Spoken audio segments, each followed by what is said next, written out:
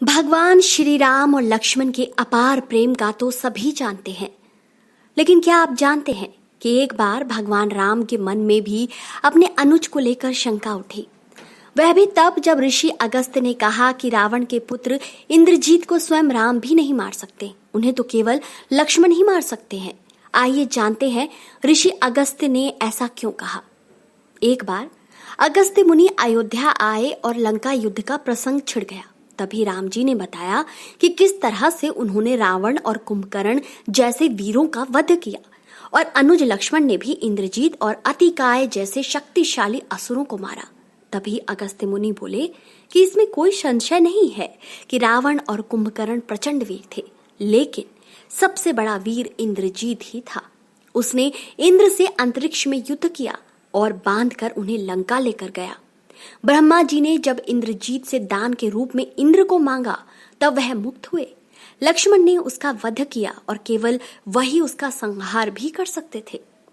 अगस्त्य मुनि के मुंह से लक्ष्मण की वीरता की प्रशंसा सुनकर राम प्रसन्न तो बहुत हुए, लेकिन अचंभित भी हुए कि ऐसा क्या था कि केवल लक्ष्मण ही उन्हें मार सकते थे। यह जिज्ञासा उन्होंने अगस्त्य मुनि के सामने जाहिर की। तब अगस्त्य मुनि ने कहा कि प्रभु, इंद्रजीत को वरदान था कि उसका वध वही कर सकता था जो 14 वर्षों तक न सोया हो, जिसने 14 साल तक किसी स्त्री का मुख न देखा हो, जिसने 14 साल तक भोजन न किया हो।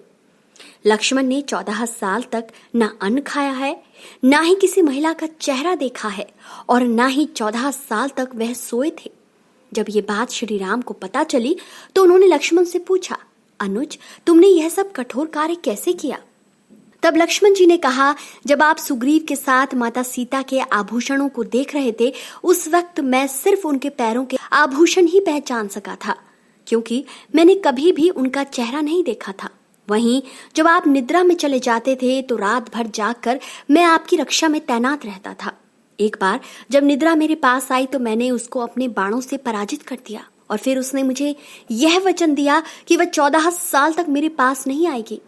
14 वर्ष नहीं सोने के बारे में लक्ष्मण ने कहा कि आप और माता एक कुटिया में सोते थे। मैं रात भर बाहर धनुष पर बाण चढ़ाए पहरेदारी में खड़ा रहता था। निद्रा देवी ने मेरी आंखों पर पहरा करने की कोशिश की तो मैंने निद्रा को अपने बाणों से भेद दिया था। निद्रा ने हार कर स्वीकार किया कि वह 14 साल तक मुझे स्पर्श नहीं करेगी, लेकिन जब श्री राम का अयोध्या में राज्याभिषेक होगा और मैं उनके पीछे सेवक की तरह छत्र लिए खड़ा रहूंगा तब वह मुझे घेरेंगी। आपको याद होगा, राज्याभिषेक के समय मेरे हाथ से छत्र गिर गया था।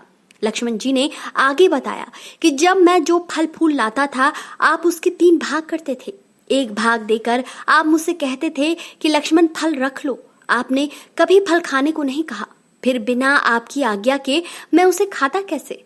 मैंने उन्हें संभाल कर रख दिया। सभी फल उसी कुटिया में अभी भी रखे होंगे। प्रभु के आदेश पर लक्ष्मण जी चित्रकूट की कुटिया में से वे सारे फलों की टोकरी लेकर आए और दरबार में रख दिया। फलों की गिनती हुई, लेकिन 7 दिनों के फल नहीं थे। तब श्री राम ने पूछा कि तुमने 7 दिन का आहार लिया था? श्री राम के पूछने पर लक्ष्मण जी ने 7 दिनों के फल न होने का भी रहस्य बताया। उन्होंने बताया कि जिस दिन पिताश्री के स्वर्गवासी होने की सूचना मिली, हम निराहारी रहे। इसके बाद जब रावण ने माता सीता का हरण किया, उस दिन भी हमने भोजन नहीं किया। उन्होंने कहा कि जिस दिन आप समुद्र की साधना कर उनसे राह मांग रहे थे, उस दिन भी हम भूखे रहे। जब इंद्रजीत के नागपाश में बंधकर दिन भर अचेत रहे हम, उस दिन भी, और जिस दिन इंद्रजीत ने मायावी सीता का सिर काटा था, उस दिन हम शोक में थे। इसके अलावा जिस दिन इंद्रजीत ने मुझे शक्ति मारी और जिस दिन आपने रावण का वध किया, इन 7 दिनों में हम निराहारी रहे। लक्ष्मण जी भगवान राम से कहते हैं, ये विद्या मैंने गुरु विश्वामित्र से सीखी है, उसी विद्या से मैं भूखा रह सका। इतना सुनकर भगवान राम भाव विभोर हो गए और लक्ष्मण जी को गले लगा लिया। तो दोस्तों, आपको आज की ये कथा कैसी लगी? आपको अगर कथा अच्छी लगी है तो पेज को लाइक करें, सब्सक्राइब करें और इस वीडियो को ज़्यादा से ज़्यादा शेयर कीजिए।